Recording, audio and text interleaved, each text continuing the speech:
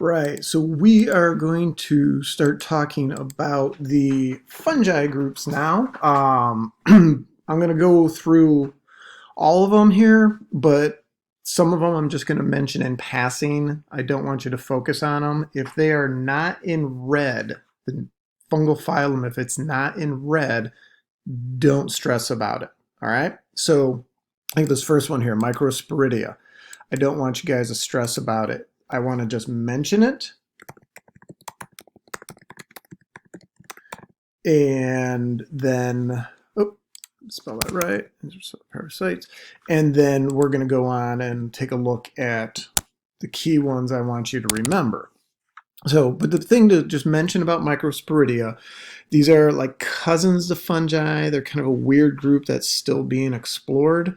What we do know, they are intracellular parasites, so they can get inside of the animal cell and parasitize it, and that becomes a huge problem. Where we see it of concern with people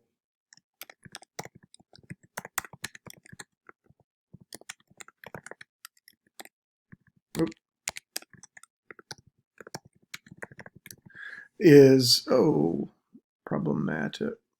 We see this a huge problem for people who have poor immune systems. So anybody who is HIV positive, who's moved into AIDS or compromised immune system from chemotherapy or whatever, those individuals are susceptible to potentially these microsporidia. So it's that a weird group that's we're trying to sort out where it fits within the fungal world, or does this deserve its own kingdom, its own phylum, its own recognition as a separate group? Do we move it away from fungus and establish, again, another level of classification where Microsporidia would better fit? So don't stress about it for our our course.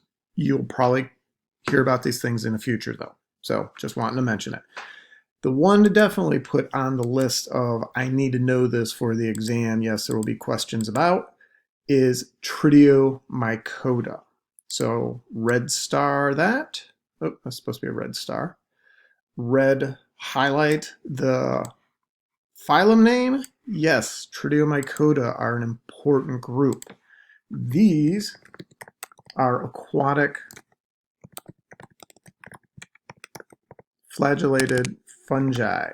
So these little guys have tails. They can swim around. The reproductive cell is called a zoospore. They're motile, meaning they move, they swim. This becomes hugely problematic. When we look at the other fungi, typically the spores are just blown around by the wind or washed around by water. These little suckers actually swim. So, and I'll show you a video in a moment here. The problem is when these are in aquatic environments, it is very, very difficult to get rid of them. They're incredibly parasitic.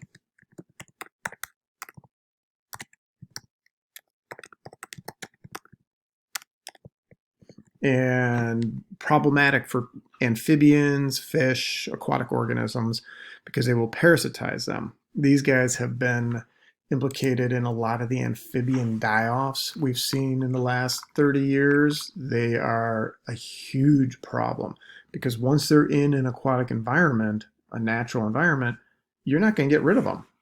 How are you going to get rid of a fungal infection in an aquatic environment?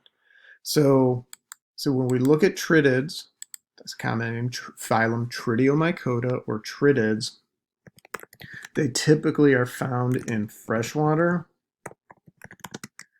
and moist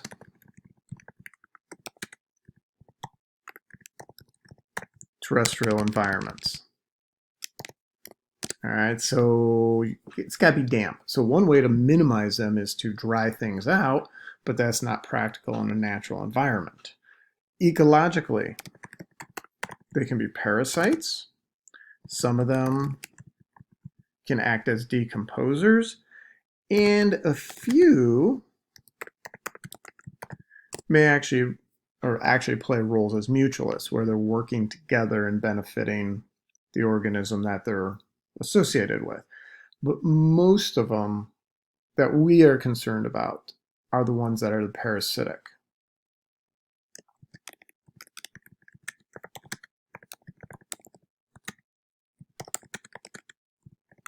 So as I mentioned in the previous slide, the zoospores are flagellated. They have little flagella, they can swim around. So again, that becomes incredibly difficult when we're trying to rid ourselves of this type of parasite in an aquatic environment. So the concern is, don't ever buy a frog from a pet store, bring it home. Oh, I'm tired of my frog, I'm gonna let it go in my backyard. That frog hops into the neighboring woods, and if it's carrying this Chytrid infection on it, it's now just spread the infection. Incredibly problematic. Let me see if I can get this video to link up for us, and you can actually see the zoospores swimming around. Okay, so here's a view of the zoospores. So that head thing there, this is what would contain the zoospores. This is a fungal hyphae here. And then this is the head where the zoospores are produced. And you can see these little guys are swimming around.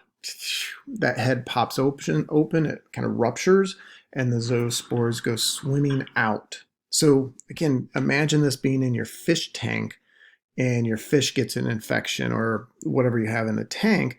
How do you get rid of it? Because those little zoospores have swum all over the fish tank. You know, well, just drain the water. Well, fine, but those zoospores are in the rocks, they're in the gravel, or they're in the plants, they're in the filter. They're everywhere in that tank. So it's, again, a huge challenge to try to minimize this type of parasitic infection when these things have gotten into an aquatic ecosystem. So we don't ever want to transport amphibians from one ecosystem to another. Bad move. So, all right, so Chytridiomycota. Another group just to briefly mention, the Blastocladiomycetes used to be housed with the Chytrids, pulled them away. Now they're independently classified, and again, still working on sorting these guys out. So I don't want you to worry about it, stress about it. You may hear about them in the future courses. Another one to mention, kind of like Blastocladiomycetes, is the Neocallimastigomycota. Don't stress about it. The things I will highlight, just to kind of go, oh, well, that's interesting. These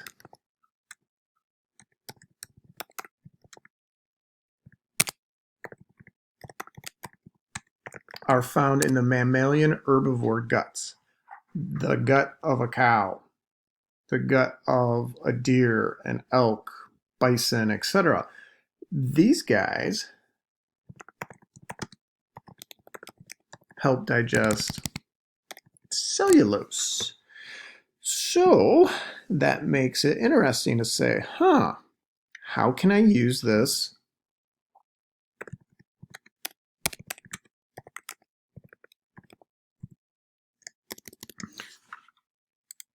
how could I use this fungus for biofuels? Can I take cellulose, corn stalks, leaves, branches, wood chips, etc., and break it down and convert it into ethanol? So you think about cellular respiration, the aerobic and anaerobic versions.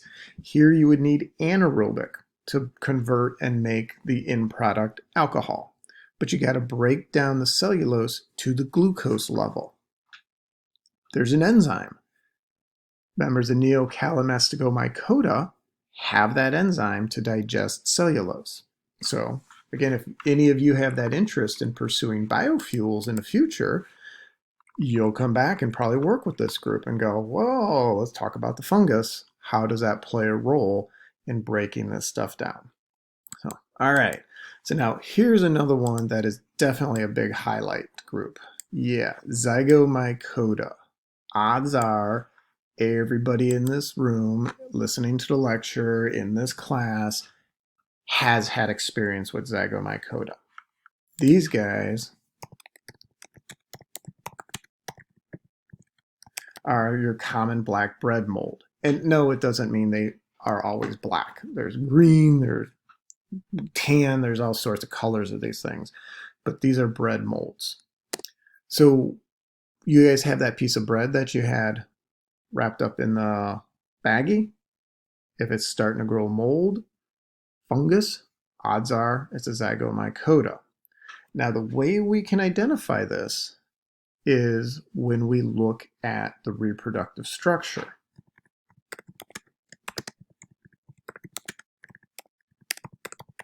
These guys can go through sexual and asexual reproduction.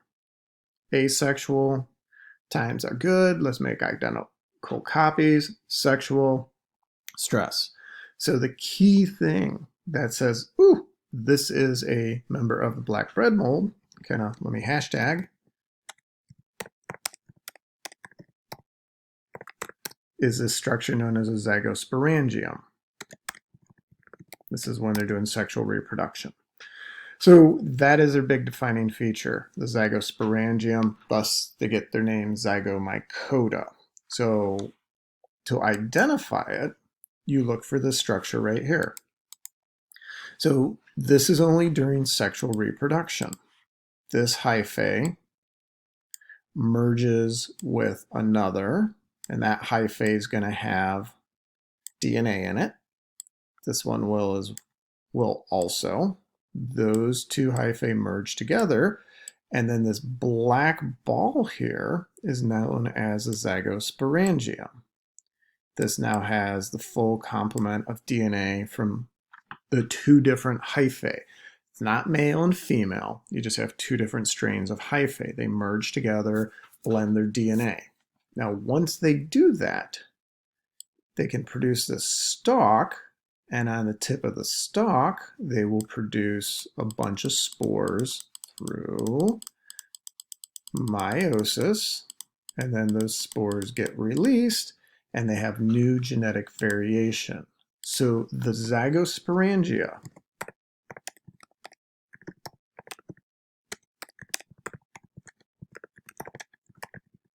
is produced during stress. So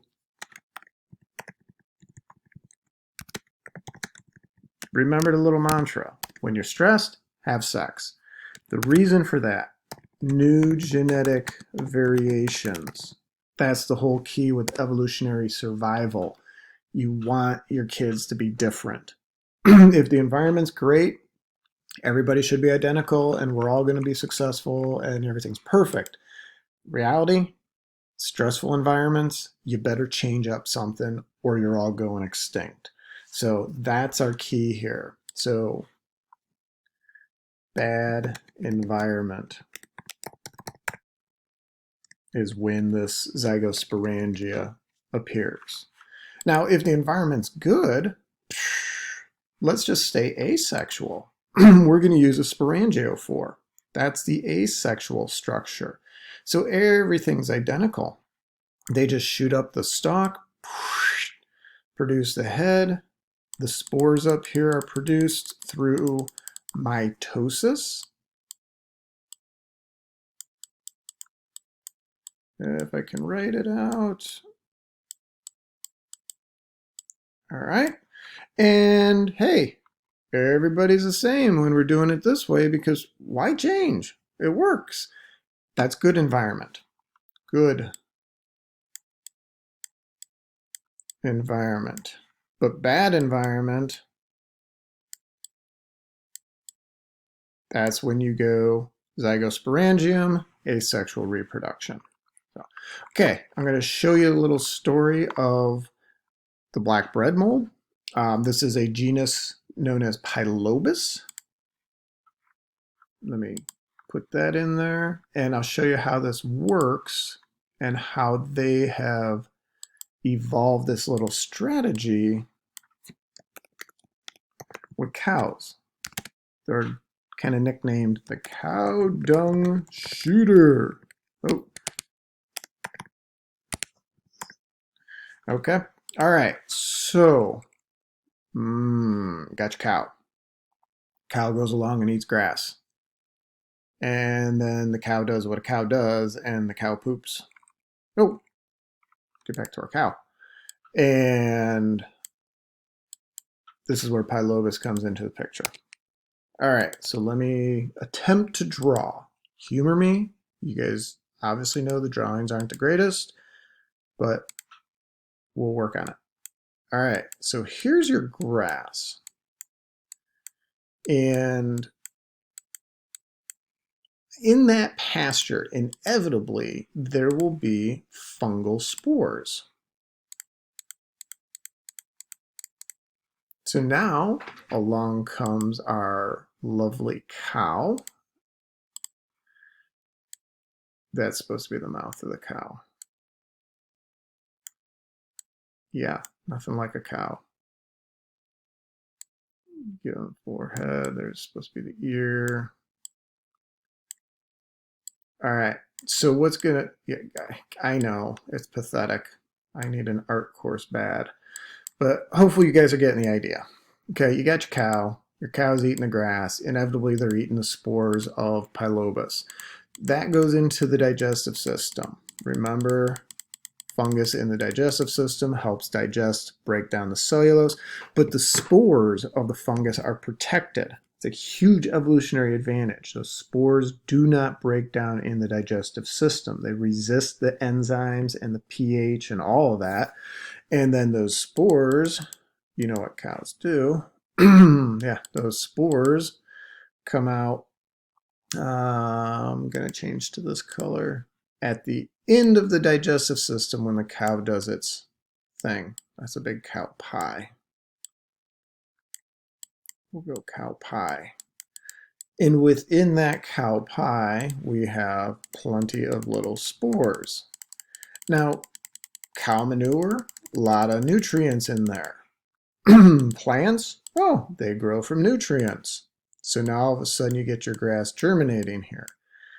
And what the cow dung will do, or the cow dung shooter will do, is it will grow, it will produce a stalk. On it will have a head, and the head will always orientate towards light. So if this is the sun, that's supposed to be our sun over here. If the sun is over here, the head of the cow dung shooter will rotate and reposition itself on this side, so that way it shoots its spores into the grass to then be eaten by the next cow. So crazy thing, the speed of the projectile of the spores coming out of one of these little fungal heads is faster than a bullet. Now how crazy is that? We can create bullets that come out of guns at thousands of feet per second. This is Pylobus right here. That black tip can shoot a spore faster than we can shoot a bullet out of a gun. So some pretty amazing little things in nature. And just when we think, oh, we got this figured out, we look at nature and we go, huh, they know what they're doing. Nature knows what it's doing, and it's figured this stuff out long before people came around. So, all right, so that is it. We will fungi check out more fungus when we get into part 4, and we'll start wrapping up and knocking out the rest of these phyla of fungus when we're working on part 4 here. Okay, so take a break and then come back, click into part 4.